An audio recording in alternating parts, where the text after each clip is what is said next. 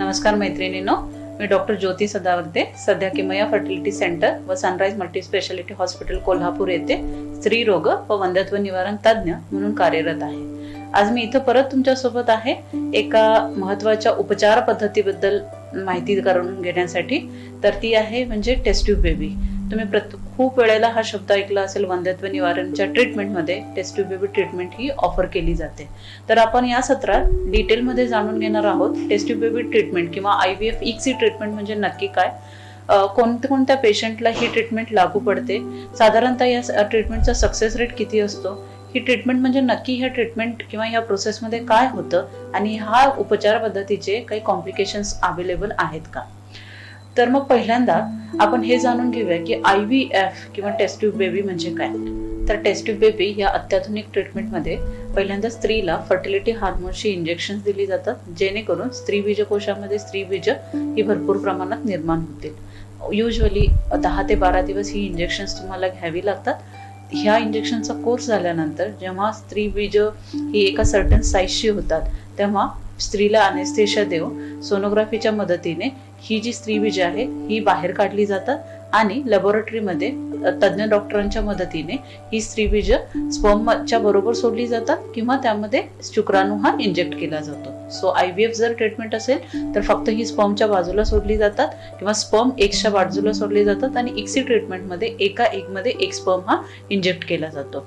जेव्हा 12 ते 13 तासांनी किंवा 12 ते 24 तासांनी फर्टिलायझेशन झालंय की नाही हे चेक करून साधारणतः 2 ते 5 दिवसांनी जसे हॉस्पिटलचे प्रोटोकॉल्स असतील त्याप्रमाणे हा झालेला फर्टिलाइज झालेला जो एम्ब्रिओ असतो तो परत गर्भपिशवीत ट्रान्सफर केला जातो, ज्याला आपण एम्ब्रिओ ट्रान्सफर असं म्हणतो। एकदा एम्ब्रिओ ट्रान्सफर झाल्यानंतर 10 ते 14 दिवसात प्रेग्नन्सी झाली की नाही किंवा ट्रीटमेंट सक्सेसफुल झाली आहे की नाही याची तपासणी केली जाते, युरिन टेस्ट करून किंवा रक्ताची तपासणी करून, ज्याच्यात तुमचे प्रेग्नन्सी हार्मोन्स किती आहेत हे पाहिलं जातं। जर काही युजली एका सायकलमध्ये आपण 1 ते 2 एम्ब्रिओ ट्रान्सफर करतो, पण जर काही सरप्लस एम्ब्रिओ किंवा जास्त एक्स्ट्रा एम्ब्रिओ तयार झाले असतील तर ते फ्रीज केले जातात, अत्याधुनिक पद्धतीने फ्रीज केले जातात, जेणेकरून हे एम्ब्रिओ तुम्ही जर तुमची सायकल फेल झाली तर परत वापरू शकता किंवा जर नेक्स्ट प्रेग्नन्सी प्लॅन करायची असेल तर तेव्हा तुम्ही वापरू शकता। सो ही होती in short procedure test tube baby म्हणजे मध्ये नक्की काय काय गोष्टी इन्व्हॉल्व होतात त्या। टेस्ट ट्यूब बेबी ट्रीटमेंट ही आता सध्याच्या ह्याला एक खूप आधुनिक ट्रीटमेंट आहे आणि कॉमनली ज्या पेशंटला दुसऱ्या कुठल्या ट्रीटमेंटने प्रेग्नन्सी राहत नाही किंवा वंध्यत्व निवारण होत नाही त्यांच्यासाठी टेस्ट ट्यूब बेबी ट्रीटमेंट ही उपलब्ध केली जाते। थोडंसं डिटेलमध्ये पाहू की नक्की टेस्ट ट्यूब बेबी ट्रीटमेंटमध्ये काय होतं। तर युजली पहिल्यांदा जेव्हा तुम्ही वंध्यत्व निवारणासाठी डॉक्टरांना भेटता आणि तुम्हाला जेव्हा टेस्ट ट्यूब बेबी ट्रीटमेंट ही डिसाईड केली जाते तेव्हा तुम्हाला तुमचं पूर्ण जनरल चेकअप होतं, तुमची हेल्थ ओव्हरऑल हेल्थ कशी आहे, तुमचं वजन कसं आहे, वजन चांगलं आहे की नाही, चांगलं इन द सेन्स हेल्दी रेंजमध्ये आहे की नाही, दुसरे काही हॅबिट्स असतील आरोग्याला अपायकारक गोष्टी अशा बंद करायला चांगल्या सवयी लावल्या जातात, आहारामध्ये बदल केला जातो आणि असं जेणेकरून की तुम्ही प्रेग्नन्सी कॅरी करण्यासाठी एकदम फिट स्टेजमध्ये असाल असं प्रिपरेशन पहिल्यांदा केलं जातं। त्याच्यानंतर स्त्रीला फर्टिलिटी हार्मोन्स जे असतात ते थोड्याशा जास्त डोसमध्ये देऊन स्त्री बीजकोशामध्ये स्त्री बीज भरपूर प्रमाणात तयार होतील अशी ट्रीटमेंट केली जाते। जवळजवळ 10 ते 12 दिवस ही ट्रीटमेंट चालू शकते इंजेक्शनची। त्याचबरोबर त्याच्यानंतर एकदा ही स्त्री बीजकोश सर्टन साईजची झाली की अनेस्थेशिया देऊन आणि सोनोग्राफीद्वारे ही स्त्री बीज बाहेर काढली जातात आणि तज्ञ डॉक्टरांच्या मदतीने ही स्त्री बीजकोश शुक्राणूबरोबर मिलन करून त्याचं फर्टिलायझेशन केलं जातं। एकदा फर्टिलायझेशन झालेला एम्ब्रिओ किंवा प्रोसेस ही फर्दर लॅबोरेटरीच्या इन्क्युबेटरमध्ये कंटिन्यू होते आणि 2 ते किंवा 5व्या दिवशी म्हणजे फर्टिलायझेशन केलेल्या 5व्या दिवशी किंवा ओसाइट कलेक्ट केल्यापासून किंवा स्त्री बीज कलेक्ट केल्यापासून 2ऱ्या किंवा 5व्या दिवशी जर तुमची गर्भपिशवीची कंडिशन चांगली असेल तर ती इम्प्लांट केली जातात किंवा एम्ब्रिओ ट्रान्सफर जसं आपण आपल्या मेडिकल टर्म्समध्ये म्हणतो ते ऑफर केलं जातं। युजली आपण या IVF ट्रीटमेंटमध्ये 1 किंवा मॅक्सिमम 2 असे एम्ब्रिओ ट्रान्सप्लांट करतो। जर काही सरप्लस किंवा एक्स्ट्रा एम्ब्रिओ जर तयार झाले असतील तर त्याला आपण फ्रीजिंगमध्ये ठेवतो आणि या प्रोसिजरला आपण क्रायो प्रिझर्वेशन असं म्हणतो, जेणेकरून जर एखादी सायकल फेल झाली तर तुम्ही त्या एम्ब्रियोजचा वापर तुमच्या नेक्स्ट ट्रीटमेंटसाठी सुद्धा करू शकता. तर ही होती थोडक्यात माहिती की नक्की IVF किंवा IVF ट्रीटमेंट म्हणजे काय. मैत्रिणींनो, तुम्ही IVF ट्रीटमेंट बरोबर अजून एक शब्द ऐकला असेल, ICSI किंवा ICSI. तर या दोन ट्रीटमेंटमध्ये काय डिफरन्स आहे. IVF इन विट्रो फर्टिलायझेशन ही ट्रीटमेंट जेव्हा स्पर्म्स चांगले असतात किंवा शुक्राणू हेल्दी असतात तेव्हा वापरली जाते, जिथे की फक्त एकच्या बाजूला स्पर्म्स सोडले जातात. पण ICSI ट्रीटमेंटमध्ये ही अजून अत्याधुनिक ट्रीटमेंट आहे, जिथे मायक्रोस्कोपच्या खाली एक स्त्रीबीज घेऊन त्या स्पर्म किंवा शुक्राणू हा त्या बीजामध्ये इंजेक्ट केला जातो. तर त्याला आपण म्हणतो इंट्रासायटोप्लाझ्मिक स्पर्म इंजेक्शन. सो ही treatment most of the time जिथं मेल फर्टिलिटी प्रॉब्लेम असतो किंवा मेलचे स्पर्म्स हे हेल्दी नाही आहेत किंवा काही डिफॉर्मिटी आहे, अशा या कारणासाठी ICSI ट्रीटमेंट सुद्धा वापरली जाऊ शकते.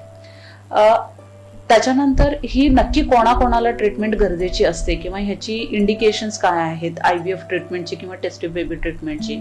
जेव्हा IVFचं इन्व्हेन्शन झालं, ही ट्रीटमेंट ज्या स्त्रियांना ट्यूब्स ब्लॉक आहेत, जिथं ट्यूब म्हणजे गर्भपिशवीच्या बाजूच्या ज्या 2 नलिका असतात त्या ब्लॉक आहेत, त्या काम करत नाहीत, त्यांना ऑफर केली होती.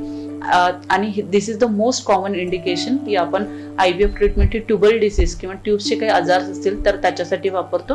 पण त्याचबरोबर इव्हॉल्विंग इरामध्ये ही ट्रीटमेंट ज्या स्त्रियांना एक बरोबर तयार होत नाही किंवा स्त्रीबीज व्यवस्थित तयार होत नाहीत, PCOD मध्ये असू देत किंवा कुठल्याही हार्मोन्सच्या इम्बॅलन्समुळे, जिथं साधी मेडिकल ट्रीटमेंट ही काम करत नाही, त्यांना ही IVFची ट्रीटमेंट ऑफर केली जाऊ शकते.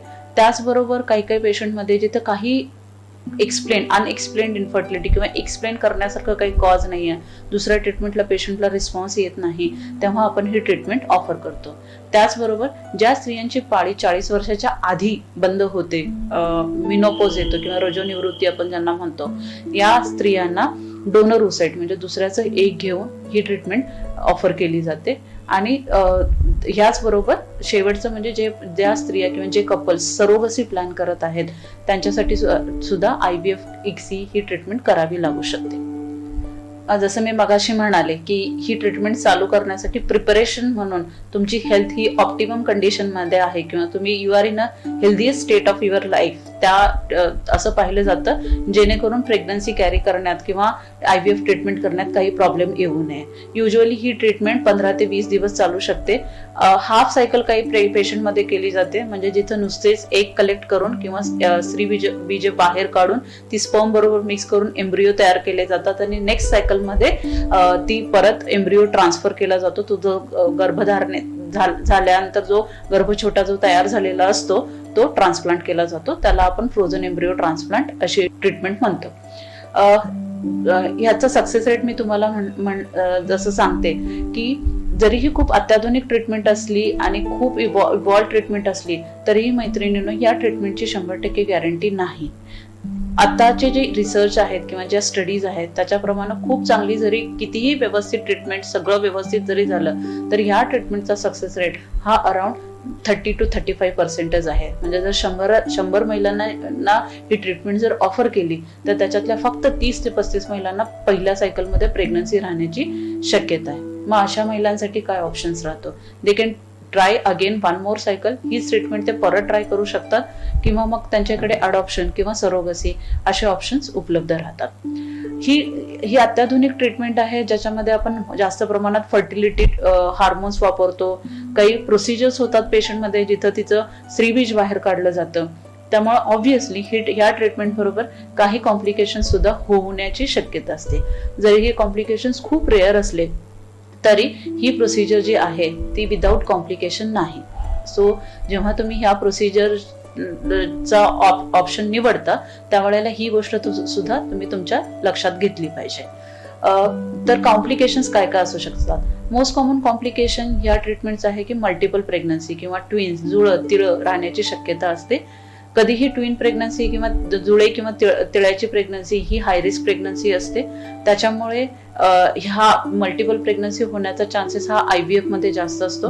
दुसरी महत्वाची गोष्ट म्हणजे ह्या ट्रीटमेंटमुळं काही बॉडी जास्त रिस्पॉन्स जर देत असेल तर एक प्रकारचा आरोग्य समस्या उद्भवण्याची शक्यता असते, ज्याला आपण ओव्हॅरियन हायपरस्टिम्युलेशन सिंड्रोम म्हणतो, ज्याच्यामध्ये स्त्रीला ती माइल्ड प्रकारचा त्रास होऊ शकतो किंवा सिव्हिअर, ही कंडिशन खूप सिव्हिअर ही होऊ शकते. दो व्हेरी रेअर, खूप कॉमनली होत नाही, पण ऑलमोस्ट काहीच चान्सेस नाहीत असं आपण म्हणू शकत नाही.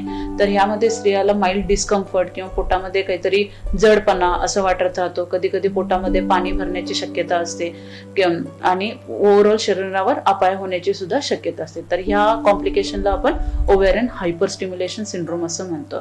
तुमचे फिजिशियन किंवा जे फर्टिलिटी डॉक्टर्स आहेत तुमच्याकडे ते पूर्णतः काळजी घेतात, अत्याधुनिक ट्रीटमेंट, अत्याधुनिक इंजेक्शन्स वापरून, जेणेकरून ह्या दोन्ही कॉम्प्लिकेशन्सचा रेट हा खूप कमी होईल. ही जी ट्रीटमेंट आहे, ही जी उपचार पद्धती आहे, याच्यामध्ये स्त्रीला खूप काही गोष्टीतनं जावं लागतं. खूप डोसेसचे रोजच्या रोज इंजेक्शन घेणं म्हणा, अॅनेस्थेशिया घेऊन त्या प्रोसिजरला सामोरं जाणं, मग एम्ब्रिओ ट्रान्सफर असू देत. तर ह्या सगळ्या गोष्टींमुळे सुद्धा स्ट्रेस जास्त उद्भवण्याची सुद्धा शक्यता असते आणि त्याच्यामुळेच काउन्सलर्स किंवा कोणाशी तरी बोलणं हे जेणेकरून तुमचा स्ट्रेस कमी होईल, हे सुद्धा खूप महत्वाचं आहे. आता लास्ट पण महत्वाचा पार्ट म्हणजे ह्या ट्रीटमेंटची कॉस्ट किती होऊ शकते किंवा ह्या ट्रीटमेंटला साधारणतः खर्च किती होतो. क्लिनिक किंवा हॉस्पिटलवर डिपेंड असतं की ह्या ट्रीटमेंटचा खर्च किती होऊ शकतो. साधारणतः 75,000 ते 1,00,000 रुपये हे एका सायकलला तुम्हाला चार्ज केले जाऊ शकतात, किंवा जर तुमचं काही दुसरे काही ॲडिशनल फॅक्टर्स असतील तर त्याप्रमाणे तुमचा खर्च हा कमी किंवा जास्त सुद्धा होऊ शकतो. सो मैत्रिणींनो, ही होती माहिती एका अत्याधुनिक उपचार पद्धतीबद्दल, IVF ICSI. जर तुम्हाला या प्रकारची काही शंका असतील, या टॉपिकला रिलेटेड काही शंका असतील, किंवा तुम्हाला या प्रकारची जर ट्रीटमेंट काही करून घ्यायची असेल, तर सध्या किमया फर्टिलिटी सेंटर ही एक अत्याधुनिक फर्टिलिटी सेंटर आहे, जिथे स्टेट ऑफ आर्ट आपली लॅबोरेटरी आहे अँड आपण ही ट्रीटमेंट या हॉस्पिटलमध्ये करतो, किमया फर्टिलिटी सेंटर आणि सनराइज मल्टी स्पेशालिटी हॉस्पिटल. तर तुम्ही खाली दिलेल्या पत्त्यावर कधीही कॉन्टॅक्ट करू शकता, किंवा तुमच्या काही शंका असतील, तुमचे काही डाऊट्स असतील तर तुम्ही कधीही भेटू शकता. लवकरच भेटू एका नवीन टॉपिक बद्दल चर्चा करण्यासाठी. नमस्कार.